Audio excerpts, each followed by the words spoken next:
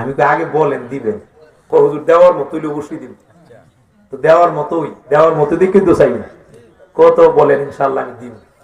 তো দিবেন যখন কইছে তখন আমি বলছি আপনার হাতটা ধরলাম, চলেন আজকে ফজরের নামাজ থেকে নামাজটা স্টার্ট করবেন।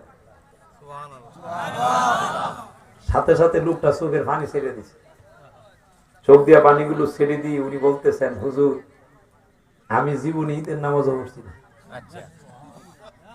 এখন আপনি যে আমার দর্শের নামাজ পড়তাম, আমি সূরা কেরাত কিচ্ছু জানি না, রুকু সেজদাতে কি পড়ে এটাও জানি না, কেমনে যে দেয় নিয়ম করে এটাও আমি জানি না।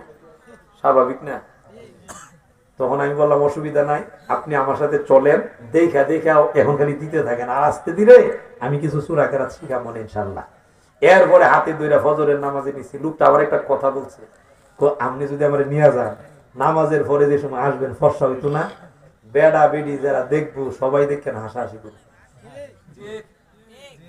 ঠিক আমি তার নামাজে যখন নিয়ে গেছি, প্রথম যে লোকটা টিটকারিটা করছে, এই লোকটা হইল মসজিদের সভাপতি।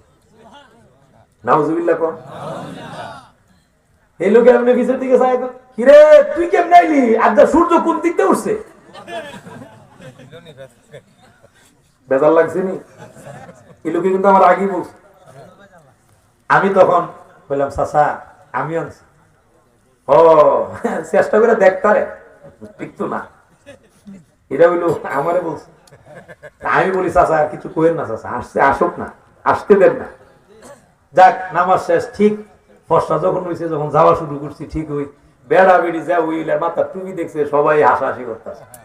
জীবনে যে বেটা ঈদের নামাজ পড়ে না, এই বেটা যদি মসজিদে যাতে, এটা হাসাহাসি করার কথা, ঠিক না?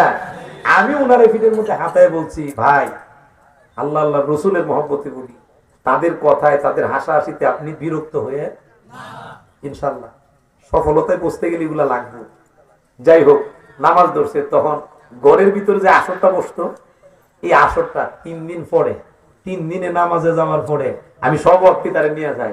3 দিন নামাজের পরে এই লোকটা শেষ পর্যন্ত ঘরের ভিতরে একটা একতারাও আসিল, এটারে টাইম নাইন না বাড়িতে ভাঙছে, এরকম দুই হাতের মধ্যে যে লাগান নেমনে যে বাজনা বাজা, এটা কি কয় আমি জানি না, এটা মানে এক হাত লইয়া যেমনি বাজা, আঙ্গুলের ভিতরে ঢুকায়া এইটারে চামড়া নিয়ে আসে একটা বাড়ি দিছে, আরেকটা ইয়া দিয়া সেটা ভাঙছে, সবগুলো ভাঙছে। ঘরের ভিতরে যে গাঞ্জা দেখাইতো, যে ইয়া নারকেলের ইয়া ছিল, এগুলা সব ফালাই দিছে, যা আছে সব বাইর করে দিয়ে কইছে আজকের পর থেকে আমার ঘরের গাঞ্জার আসর বাতিল। এই কাজটা যখন শেষ করছে, আমার হৃদয়টা খুব শান্তি লাগছে। আমি তার ফাঁক ছাড়ি না, আমি জানি ছাইরা দিল বিপদ দিব, ঠিক না? ঠিক, কারণ শয়তান তোর একদিন 2 দিন লাগিয়ে রইছে না।